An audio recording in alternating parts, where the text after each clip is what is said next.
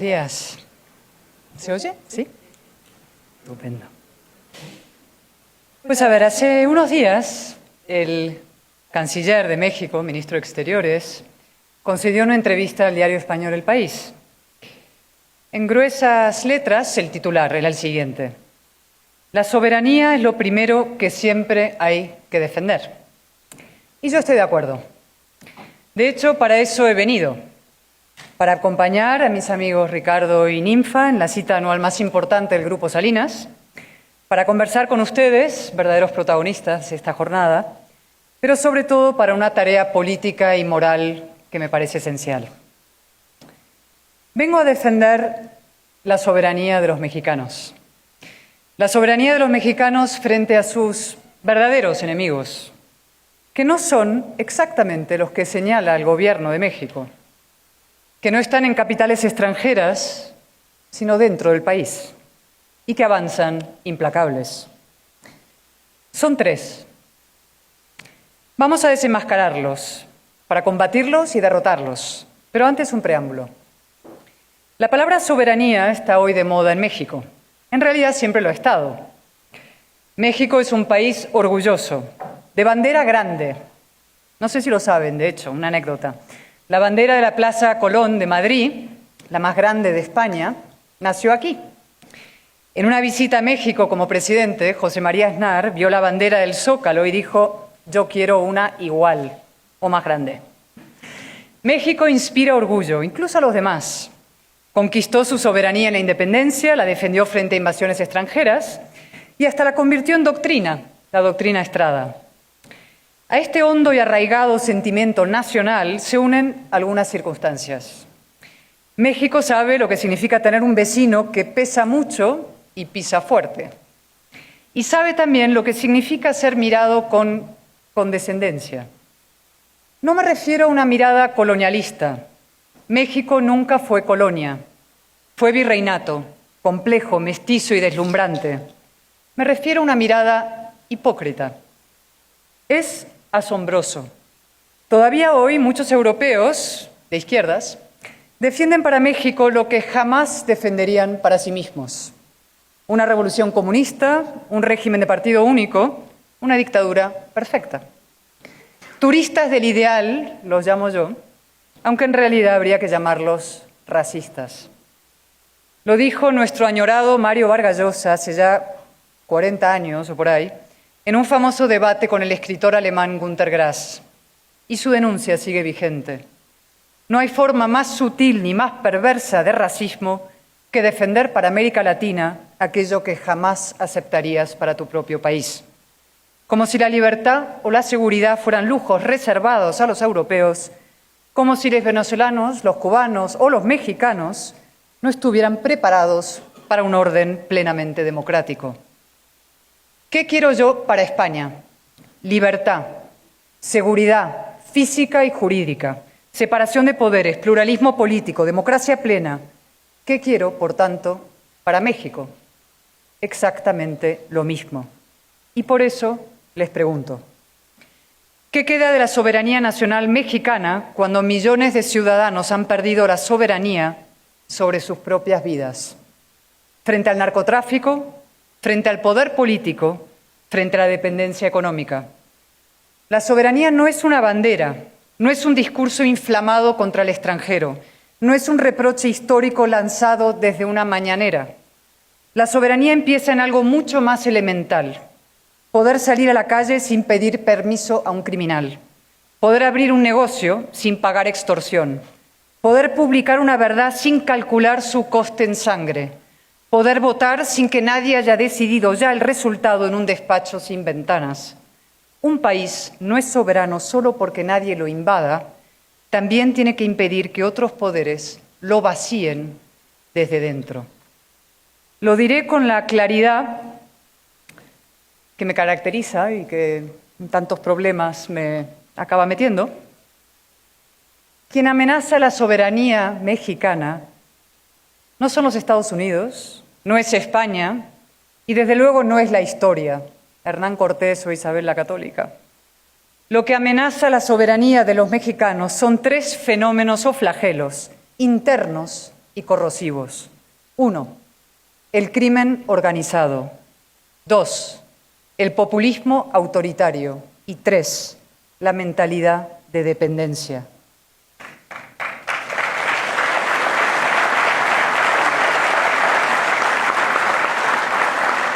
Vamos a examinarlos uno a uno, sin miedo, con el coraje que elogiamos en los patriotas de verdad. Primero, el crimen organizado. En Teuchitlán, Jalisco, hace poco más de un año, salió a la luz lo que los medios bautizaron como el rancho del horror. Cientos de zapatos, mochilas, ropa, restos humanos, cenizas. Un lugar donde el crimen organizado entrenaba reclutas, torturaba a quienes se resistían y se deshacía de los cuerpos. Muchos de esos jóvenes habían llegado allí respondiendo a ofertas de trabajo en redes sociales. Buscaban empleo, encontraron un campo criminal. Buscaban una oportunidad y encontraron una trampa. Unos zapatos vacíos no son una estadística, son una acusación. Una acusación contra quienes gobiernan un país donde semejante barbarie es posible, donde los cadáveres se amontonan, donde la fosa deja de ser noticia porque la frecuencia la ha vuelto paisaje. México tiene hoy más de 134.000 desaparecidos. Tiene decenas de miles de cuerpos sin identificar en depósitos forenses. Tiene madres que buscan restos humanos en terrenos baldíos porque se cansaron de esperar a un Estado que no llega, porque no puede o porque no quiere. He visto los vídeos, las fotografías de esas madres. Una varilla en una mano, una pala en la otra, de rodillas en un descampado, buscando a su hijo bajo la tierra de su patria. No conozco imagen más exacta de una soberanía quebrada. ¿Y qué decir de los muertos? Más de 200.000 asesinados en el último sexenio. La mayoría jóvenes, víctimas y victimarios. El crimen organizado les ofrece lo que el Estado les niega: ingresos, pertenencia, propósito. A cambio, una vida corta. Los cárteles reclutan alrededor de 350 personas por semana. No porque sean irresistibles, sino porque compiten contra un Estado ausente y a veces contra algo peor, un Estado cómplice. México no tiene un problema de seguridad pública en el sentido convencional. Tiene un problema gravísimo de soberanía. Max Weber definió el Estado moderno como la institución que detenta el monopolio legítimo de la fuerza. La frase se cita mucho, pero rara vez se piensa. Monopolio, legítimo, fuerza. Cuando el Estado pierde ese monopolio, no queda el vacío, aparece otro poder. Un poder que cobra impuestos, aunque los llama extorsión, que dicta normas, aunque no publica leyes, que recluta jóvenes, aunque no tenga oficinas de empleo, que controla territorios, aunque no se presente a las elecciones, que decide quién puede hacer campaña y hasta quién tiene derecho a vivir para ejercer el cargo. Pienso ahora en Carlos Manso, el alcalde Carlos Manso, y en los 37 candidatos asesinados durante el último ciclo electoral. 37 candidatos asesinados. No en el Far West, no en una dictadura, en una democracia, o así la llaman. ¿Qué soberanía popular existe cuando un candidato necesita el permiso de un cártel para hacer campaña? ¿Qué ciudadanía es posible cuando una familia sabe que denunciar es más peligroso que callar? ¿Qué república es aquella donde el Estado no entra en Michoacán, en Guerrero, en Tamaulipas y los impuestos los cobran los cárteles? Por eso resulta tan obsceno, no tengo otra palabra, reducir la soberanía a una coartada verbal contra el extranjero. Se exigen perdones históricos por agravios de hace 500 años, mientras miles y miles de mexicanos esperan justicia por crímenes cometidos hace 5 días, 5 meses, 5 años. Se invoca a Cuauhtémoc mientras las madres de Ayotzinapa llevan más de 10 años sin una verdad oficial creíble. Se piden disculpas por la conquista, mientras en Jalisco siguen apareciendo fosas, tantas, tan seguidas, que ya no son noticia. El perdón no es colectivo ni retroactivo, así que menos teatro histórico y más responsabilidad contemporánea. Defender la soberanía es impedir que el narco se apodere de tu territorio de tus instituciones, de tu Estado. Defender la soberanía es combatir al crimen organizado, no pactar con él, ni mucho menos plegarse ante él. Hablaré, como digo, con claridad por respeto a mis hermanos mexicanos. Una presidenta que todos los días invoca la soberanía debería empezar por garantizársela a quienes han perdido la soberanía más elemental, la de recorrer su país con libertad, la de enterrar a sus muertos, la de saber qué pasó con sus hijos. La presidenta Sheinbaum insiste en exigirle a España que pida perdón, pero antes debería ella pedir perdón a las madres buscadoras.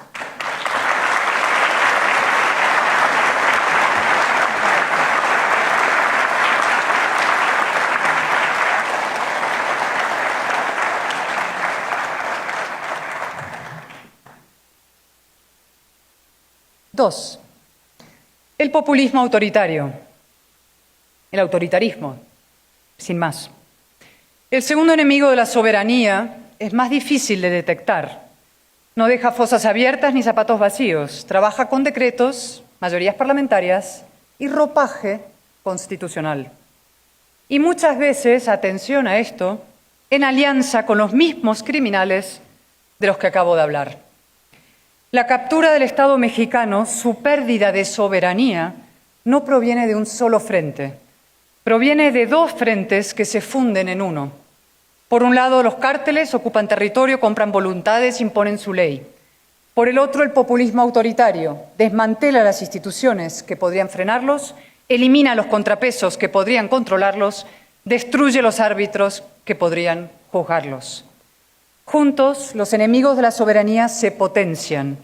El narco necesita impunidad, el populismo necesita financiación y amparo. La fusión tiene un nombre: narcoestado, el antónimo exacto del ciudadano soberano. Donde manda un narcogobernador no hay gobernados libres. Donde hay un narcopresidente no hay república. Donde el crimen y el poder se confunden, el ciudadano se convierte en súbdito, sino en rehén. Esta es hoy la mayor amenaza a la soberanía de los mexicanos. No viene de fuera, no la ejerce ningún gobierno extranjero con marines o servicios secretos. La imponen quienes dicen gobernar en nombre del pueblo, pero lo hacen en beneficio propio o de poderes fácticos que nadie controla. Lo comenté la primera vez que intervine en esta universidad, bastión del conocimiento y de la libertad. La democracia no consiste solamente en votar. Las urnas otorgan un mandato, no una patente de corso. Ganar las elecciones no da derecho a quedarse con todo, con el Congreso, con los jueces, con los árbitros, los reguladores, la información pública, con la verdad oficial. México conoce bien ese sistema. Lo sufrió durante décadas. Las siglas han cambiado, pero conviene reconocer el perfil, la silueta. El gran Octavio Paz lo llamó el logro filantrópico. Vargas Llosa, la dictadura perfecta. Ese Estado que tutela, protege, concede, abraza, que va ocupando todo el espacio vital de la sociedad para someterla. El ogro no ruge, habla en voz baja, con una cierta cadencia metálica. Esa es su eficacia y su peligro. Primero somete al Instituto Electoral y al Tribunal Electoral. Luego transformaron una mayoría electoral en una mayoría constitucional que los ciudadanos nunca les habían concedido expresamente. Con ella capturaron al Poder Judicial, el último gran contrapeso al poder. Y después siguieron con el resto. Competencia económica, telecomunicaciones, transparencia, protección de datos, derechos humanos. Una institución tras otra, metódicamente, sin estridencias, sin rupturas aparentes. Así avanza lo que un día llamé los burros de Troya a la democracia, con paso lento pero firme. Hay una diferencia entre reformar una institución y someterla. La independencia judicial no existe para proteger a los jueces, sino al ciudadano frente al poder. Sin jueces independientes, el ciudadano no es soberano. Sin organismos autónomos, queda completamente desarmado. Seguí el proceso de cerca y con enorme inquietud. En España quieren hacer lo mismo. En junio de 2025, México celebró una elección judicial para renovar 2.600 cargos. Participó el 13% del electorado. Entre los elegidos, incluso una ex abogada del Chapo. ¿Y a esto lo llaman democratizar la justicia? Realmente hay que felicitarles por la sinceridad. Nunca el zorro había sido elegido por votación para cuidar de las gallinas. Sin golpe de Estado, sin tanque en la calle, la democracia mexicana se ha ido vaciando. Queda el nombre, queda la fachada, desaparece la sustancia. Freedom House sitúa a México en 58 puntos sobre 100. Dice parcialmente libre, es decir, solo parcialmente soberano. Sí, a los mexicanos les están robando la soberanía. No una potencia extranjera, insisto, la colusión del crimen y el populismo autoritario. Y esto afecta a todos y en todo. A la niña que cose balones en San Simón, Zahuatlán, y al empresario más poderoso del país. Porque la degradación institucional no se queda en los tribunales, siempre llega a la empresa, al bolsillo. Las grandes agencias de calificación han encendido las alarmas sobre México, no por capricho, porque crece poco, porque gasta mal y porque ha dejado de inspirar confianza. Los mercados no son ideólogos, son cobardes racionales. Cuando se asustan, conviene preguntarse qué han visto que la propaganda oficial oculta. Se lo digo yo. Han visto al ogro filantrópico. El ogro filantrópico ha vuelto. Las mismas garras de siempre, pero ahora con rostro de mujer. Y 3, la mentalidad de dependencia. La tercera amenaza a la soberanía de los mexicanos es la más silenciosa y quizá por eso también la más peligrosa. No hablo de la ayuda legítima a quien la necesita. Una sociedad civilizada apoya a los vulnerables. Eso no está en discusión. Lo que está en discusión es otra cosa. Una política social puede levantar a una persona o mantenerla en el suelo. Puede hacer ciudadanos más libres o votantes más cautivos. Esa es la diferencia moral entre una política social liberal y una política social populista. La primera mira al ciudadano de pie, la segunda lo prefiere de rodillas. El populista se disfraza de hada madrina, lo decía yo aquí cuando vine, pero en realidad es un padrino, a lo Vito Corleone. Te da algo hoy para que le debas todo mañana. Y ahí aparece otra forma de pérdida de soberanía. No la soberanía del Estado, la soberanía de los individuos, de las personas. Un ciudadano deja de ser plenamente dueño de su destino cuando su horizonte vital depende de la voluntad del poder. Cuando el esfuerzo propio deja de ser el camino principal para prosperar y es sustituido por la expectativa de una ayuda, una subvención, transferencia. Ayudar al vulnerable, como he dicho, es una obligación moral, pero convertir la dependencia en modelo social es una forma de dominación. Porque además, un ciudadano que depende del poder tiene más dificultades para enfrentarse al poder, para discrepar del poder, para decirle no al poder. Y la capacidad de decir no al poder es la esencia misma de la soberanía. Tocqueville lo advirtió hace ya casi 2 siglos. Existe una servidumbre que no necesita cadenas, un poder tutelar que se ofrece a conducir a los hombres siempre que acepten no conducirse por sí mismos. No aplasta, acostumbra. De nuevo, el ogro filantrópico. México ha reducido pobreza en los últimos años, es verdad. Un discurso serio no selecciona solo los datos que le convienen, pero las preguntas importantes vienen después. ¿A qué coste económico, institucional y moral? ¿Con más productividad o con más transferencia? ¿Con más empleo formal o con más clientela? ¿Con más capacidades o con más dependencia? La economía mexicana está estancada, crece muy por debajo de su potencial y ustedes lo saben mejor que nadie. Un empresario no invierte solo porque existan incentivos fiscales, invierte cuando confía, cuando hay reglas que se cumplen, cuando un contrato vale lo que dice, cuando un juez no mira al poder antes de dictar sentencia.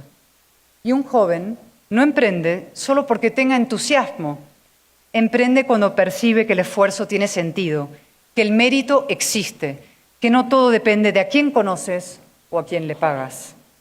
Lo he dicho muchas veces, sí. El populismo es pan para hoy y hambre para mañana. Y el hambre, cuando llega, no distingue entre quién lo votó y quién no. Sí, he venido a defender la soberanía de los mexicanos, con afecto, con preocupación, pero también con esperanzas. México tiene activos impresionantes, una posición geográfica envidiable, una base industrial formidable, una juventud inmensa, una oportunidad histórica de diversificar vínculos con Europa y una cultura empresarial poderosa, como demuestra esta misma sala. La cuestión no es si México tiene potencia, que la tiene. La cuestión es quién la ejerce y para qué. Y aquí quiero dirigirme directamente a todos ustedes. No vengo a halagarles, vengo a emplazarles. Una parte de las élites económicas de América Latina ha cometido demasiadas veces el mismo error. Creer que puede proteger sus intereses privados mientras el edificio público, es decir, el Estado, la democracia, se cae a pedazos. Creer que basta adaptarse, negociar, esperar, sobrevivir a otro sexenio y cruzar los dedos y que rece el que reza. Es una fantasía y es una frivolidad. La erosión democrática es implacable. Llega primero el juez, luego el regulador, luego el contrato, luego el crédito, luego la inversión, luego la propiedad y al final a la empresa, a la libertad, al progreso de todos. No hay cuenta de resultados que resista la destrucción del Estado de Derecho. No hay salud económica sin salud democrática. Lo digo con más convicción que nunca, lo moral es lo eficaz. Defender jueces independientes no es romanticismo jurídico, es defender las condiciones materiales de la prosperidad. Defender una prensa libre no es capricho liberal, es defender el sistema de información sin el cual ningún mercado funciona. Defender seguridad jurídica no es una demanda corporativa, es defender la confianza sin la cual ninguna inversión es posible. Un empresario que calla ante la destrucción institucional puede ganar tiempo, pero pierde el país. Y perder el país es el peor negocio que existe, una ruina asegurada. Por tanto, no tengan miedo, no se escondan, no se coloquen de perfil, no confundan prudencia con pasividad, alcen la voz cuando toque alzarla, que es ahora.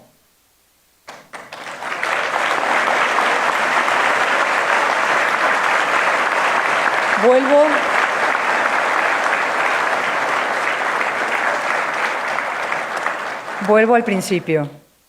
Soberanía. Es una palabra preciosa. Pero conviene desconfiar de los gobiernos que usan las grandes palabras nacionales para evitar las grandes preguntas nacionales. La soberanía no puede ser un biombo para ocultar desaparecidos, para tapar los datos económicos, para convertir cualquier crítica en injerencia. Una nación adulta no teme a la crítica. Solo los gobiernos inseguros confunden discrepancia con ataque a la patria. México no se defiende negando sus problemas, sino encarándolos. Sé que una española, hablando de México y de la soberanía de México, puede resultar para algunos un poco incómodo. Lo entiendo, pero también sé otra cosa. Vengo de un país que conoce también el deterioro institucional, el uso sectario de la historia, la captura del lenguaje, la colonización del Estado, la tentación populista, y por eso hablo, no desde la superioridad, desde la experiencia y desde el afecto. La historia entre México y España es demasiado compleja, demasiado fecunda y demasiado íntima como para dejarla en manos de propagandistas. No somos enemigos hereditarios. Somos parte de una conversación larga, difícil, mestiza, conflictiva y creadora. Reducirla al agravio es empobrecerla y también es una forma de distracción. Mientras se discute el pasado con España, el crimen captura el presente.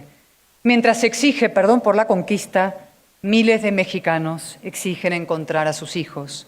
Mientras se invoca la soberanía frente al extranjero, demasiados ciudadanos la pierden ante poderes internos. La gran pregunta mexicana no es si México será soberano frente a España. Esa batalla terminó hace 2 siglos. La gran pregunta es si los mexicanos serán soberanos frente al miedo, frente al abuso y frente a la dependencia. Ahí es donde se juega el futuro. La independencia de México fue una gesta nacional, la reforma una gesta liberal, la democratización una gesta cívica. La próxima gesta mexicana ya está señalada: rescatar la soberanía de los mexicanos, que ningún joven tenga que escoger entre emigrar, depender o enrolarse al crimen, que ningún empresario tenga que pagar al delincuente para poder trabajar, que ningún periodista tenga que calcular si una verdad merece una bala, que ningún juez tenga que mirar al poder antes de dictar sentencia, que ninguna madre tenga que buscar sola a su hijo bajo tierra. Eso es soberanía. No la soberanía como eslogan, ni como agravio, ni como coartada del poder. Soberanía como vida digna, como ley, como seguridad, como independencia personal, como capacidad de decir no. Y para eso, México necesita una cosa más, muy importante, decisiva: una alternativa. Una alternativa política, a la altura de su desafío histórico. Lo ha explicado Ninfa de manera brillante en su intervención. Hay unas elecciones decisivas el año que viene y un curso decisivo por delante, histórico. México no necesita que nadie apele a su orgullo como nación, porque lo tiene. Lo que necesita es orientar ese orgullo hacia la tarea más difícil, la exigencia a uno mismo. Porque no hay forma más alta de patriotismo que combatir la degradación de la propia patria. La elección es muy sencilla: soberanía o crimen organizado, soberanía o populismo autoritario, soberanía o dependencia, soberanía o narcoestado, soberanía o, pónganle ustedes las siglas o el nombre y apellido, todos sabemos cuáles son. Termino donde empecé, en Jalisco, en aquellos zapatos vacíos. ¿Quiénes eran esos jóvenes? ¿A qué aspiraban? ¿Y quién les falló? ¿Les falló el Estado que no llegó? ¿La economía que no los empleó? ¿La política que no los representó? Y también, sí, se fallaron a sí mismos, porque la responsabilidad individual existe y es la base de la libertad. Esos zapatos son una acusación, pero también una pregunta. ¿Qué haremos nosotros? El México que defiende su soberanía ya existe. Está disperso, desorganizado, no siempre representado, pero existe. Está en millones de ciudadanos corrientes que cada día cumplen con su deber sin esperar privilegios ni excusas. Está en la cultura de la responsabilidad. Y cuando una nación conserva su energía moral, todavía puede corregir su rumbo. Y México puede corregir su rumbo. Yo tengo un lema que me acompaña desde hace años y con esto acabo: que por mí no quede. Se lo digo a mis hijas, a mis amigos, a mis aliados, y quiero decirlo hoy también aquí: que por ustedes tampoco quede. Sean valientes, sean exigentes, sean soberanos en el sentido profundo de la palabra, verdaderos dueños de su destino, es decir, mexicanos. Muchas gracias.